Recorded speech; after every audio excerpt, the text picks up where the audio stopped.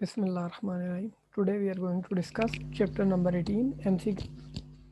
सबसे पहले anti test MCQs है. एंटी टेस्ट MCQs में पहला MCQ है according to the postulates of the theory of relativity a 4 dimension has been added to 3 dimension. 3 dimension x y z axis के अंदर आपके पास जो चौथी डायमेंशन होती है वो होती है टाइम एक्सिस. तो जो आंसर आएगा वो डी आ जाएगा. In Compton effect the photon scattered at an angle of 90 degree the Compton shift of wavelength. इसमें जो फार्मूला आता है वो आता है delta lambda is equal to H by M not C 1 - cos phi. तो 1 - cos फाई के अंदर जब हम 90 डिग्री पुट करेंगे तो cos 90 जीरो हो जाएगा, तो वो 1 आ जाएगा. तो delta lambda is equal to H by M not C.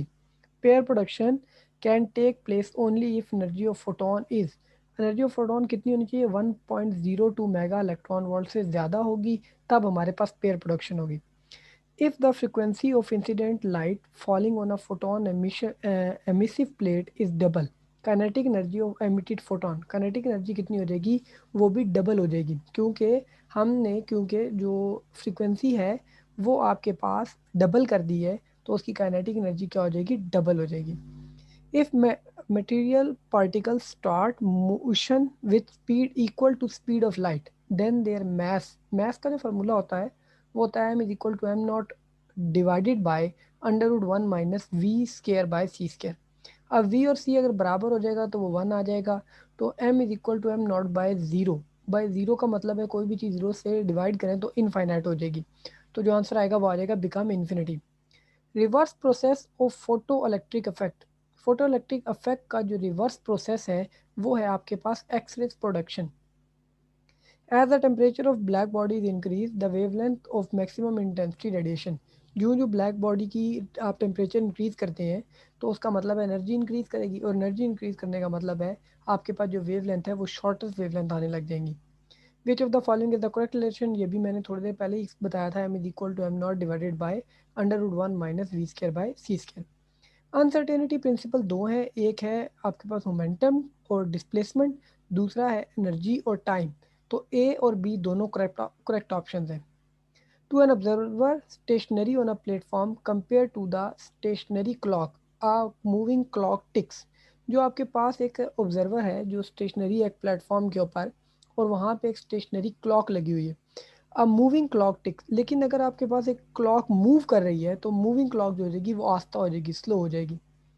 A meteoroid is moving with the speed of light with respect to a stationary observer. The length of the rod will appear to observer as approaching. तो उसको वो length कितनी महसूस होगी? वो zero महसूस होगी, क्योंकि ऑब्जर्वर आपका क्या है? स्टेशनरी है, जबकि आपके पास मेट्रॉइड क्या कर रहा है? मूव कर रहा है with the speed of light. तो वो आपके पास हो जाएगा आपके पास length L is equal to L not under root 1 minus we square by C square. V और सी सेम करेंगे तो 1 - 1 जीरो हो जाएगा, तो उसकी लेंथ जीरो हो जाएगी. A charge moving at a relativistic speed has a speed. एक चार्ज जो स्पीड से मूव कर रहा है उसकी स्पीड कितनी होगी? जब भी हम रिलेटिविस्टिक स्पीड की बात करते हैं तो हम उसे कर रहे होते हैं, कंपेयर कर रहे होते हैं किसके साथ? स्पीड ऑफ लाइट के साथ.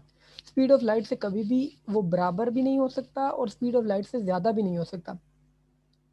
The number of photoelectron emitted per second from a metal surface depend upon. Number of photons के ऊपर डिपेंड करेगा. तो नंबर ऑफ फोटॉन्स जो है वो है इंटेंसिटी बढ़ाने से नंबर ऑफ फोटॉन बढ़ेंगे.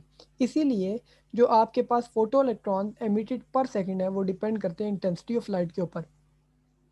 विच of the particle can move with the speed of light?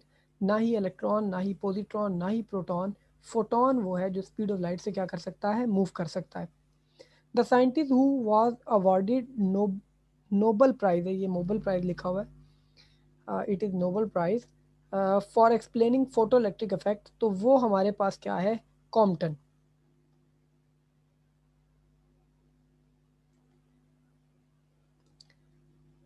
Next है question number 16. A clock is moving with the relativistic velocity with respect to an observer, this clock will run slow.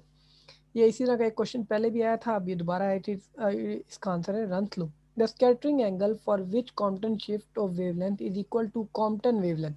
तो वो हमारे पास है 90 degree, जो हमने अभी ऊपर किया था, जिसमें हमारे पास जो आंसर निकला था वो था एच बाई एम नॉट सी के बराबर. The uncertainty in the energy of photon which is emitted from atom radiating for 10 raised to power -8 second. Time आपको गिवन है। अब आप इसके क्या फाइंड करना चाहते हैं, energy.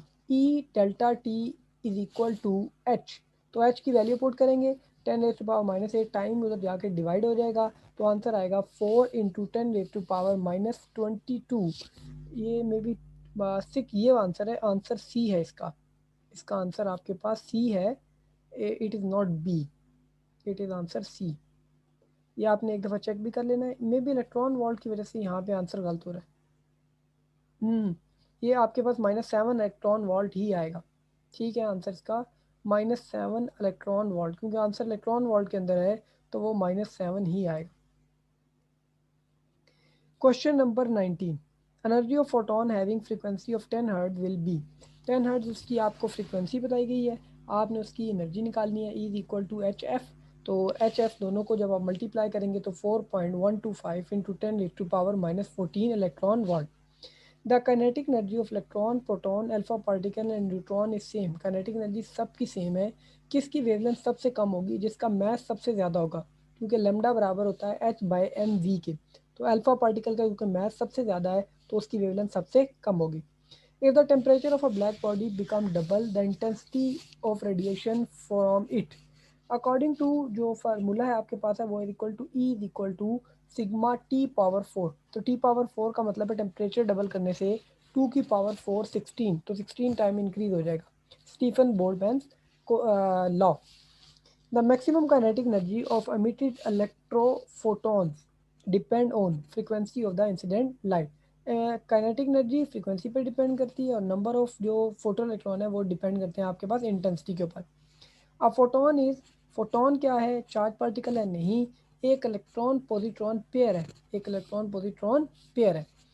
If your body of mass this and running at a speed of 10 metre per second, ये कोई आपके पास न्यूमेरिकल आपके पास सवाल हुआ हुआ है आपकी इस बुक के अंदर एग्जाम्पल्स में, तो उसका आंसर है 10 into 10⁻⁻36 metre.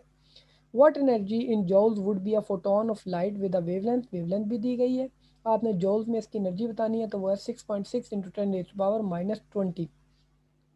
The de Broglie wavelength lambda is equal to 0.02 kg, moving with a speed of 300 metre per second. ये बुलेट का जो आपने फार्मूला निकालना है, lambda is equal to H by m v, तो उसमें 1.1 इंटू 10⁻⁻34 आंसर आ जाएगा।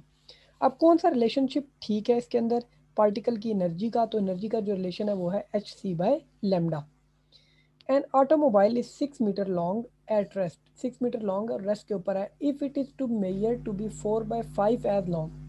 अब वो जो 4/5 उसकी वैल्यू आई है हमारे पास, जो एम आई है, एम आया वो 4/5 एम है, और जो आपके पास उसका एम नॉट है वो 6 एम है।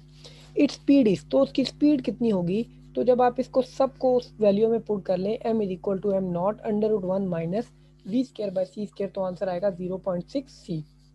Measurement of radiation from an astronomical source slowed a decrease in the wavelength at which the greater energy was being received. This could mean that the source had, अब आपके पास जो result आ रहे हैं वो wavelength कम होती जा रही है, डिक्रीज होती जा रही है, और उसकी एनर्जी ज़्यादा हो रही है। इसका मतलब ये है कि आपके पास जो बॉडी है वो आपसे दूर चली गई है। In a Compton scattering from stationary electrons, the largest change in the wavelength, largest change कब आएगी, जब -1 माइनस कॉस फाइव में जब आप cos 180 पुट करेंगे तो वो आ जाएगा -1, तो 1 माइनस -1 हो जाएगा 1 + 1, तो वो 2 आ जाएगा। तो लॉन्गेस्ट वेवलेंथ का जो आपके पास फोटोन लिमिट होंगे वो होंगे D180 डिग्री के ऊपर।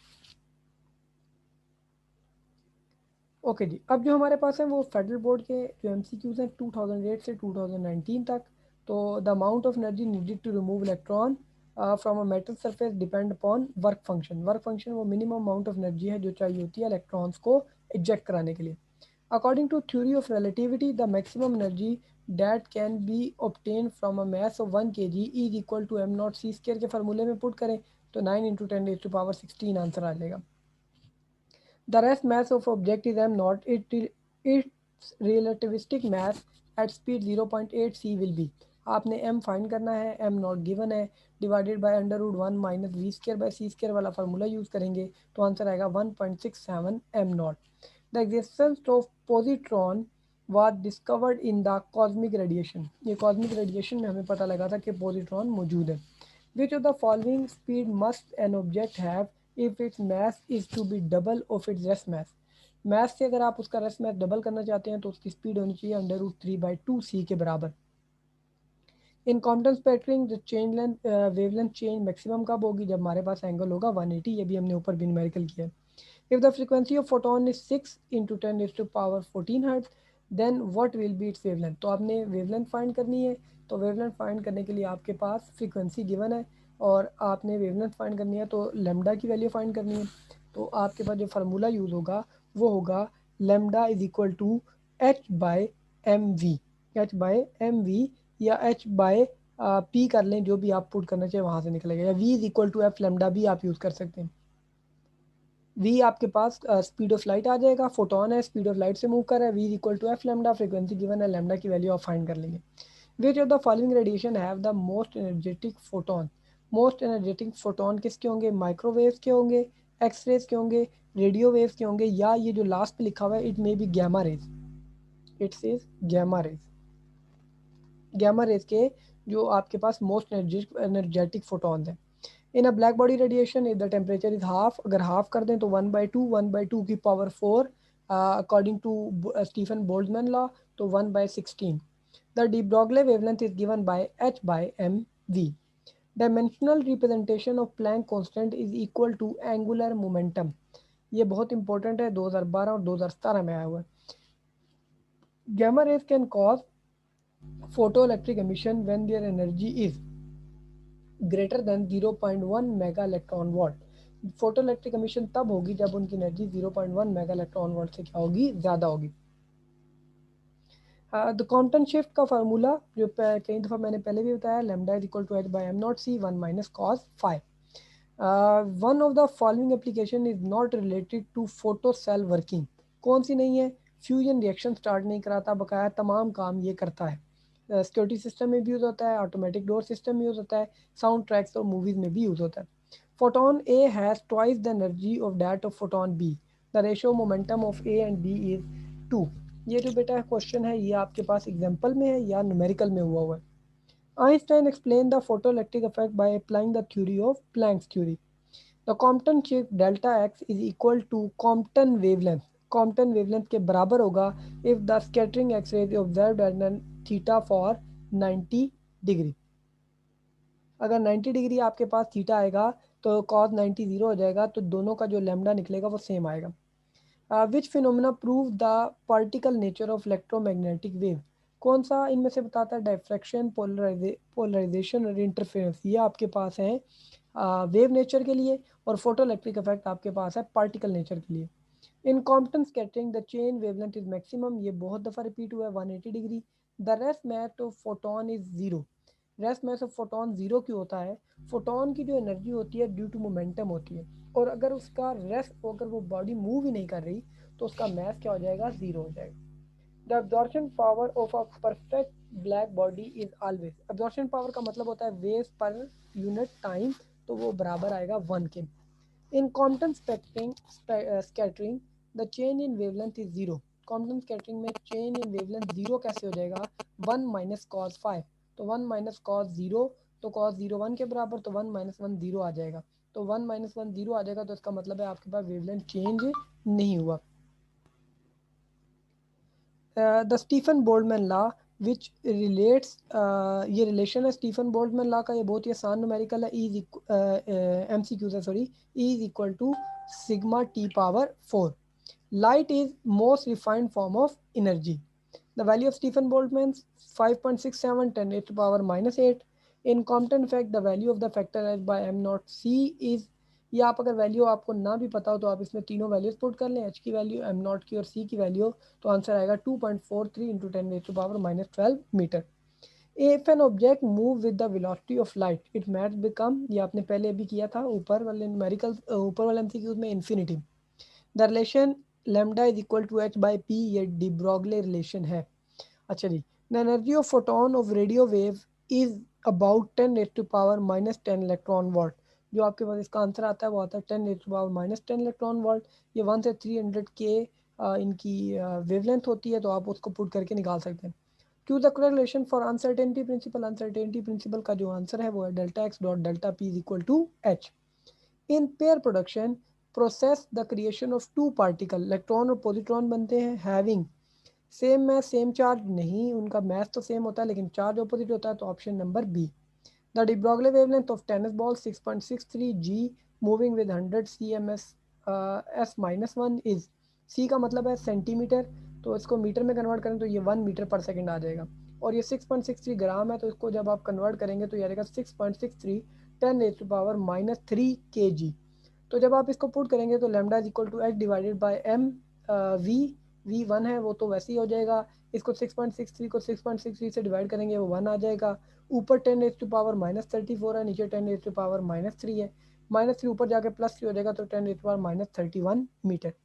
The quantity √1 - v square is always, ये हमेशा लेस देन 1 होती है, क्योंकि कोई भी चीज़ स्पीड ऑफ लाइट से मूव कर नहीं सकती, तो इसका आंसर कभी भी ना ही ग्रेटर देन 1 आएगा, ना ही 0 आएगा, और ना ही इक्वल टू 1 आएगा। हाँ, ये 0 आ सकता है अगर मेरे पास c और v दोनों बराबर हो जाए तो। The dimension of factor h by M not c is same as that of, ये बराबर होता है लेमडा के, और लेमडा लेंथ होती है तो आपके सॉरी मीटर्स में होता है, तो वो लेंथ आ जाएगा आपके पास। डी ब्रॉगली रिलेशन होता है lambda is equal to h divided by m v. तो यहाँ पे आज हमारे ये MCQs एंड होते हैं।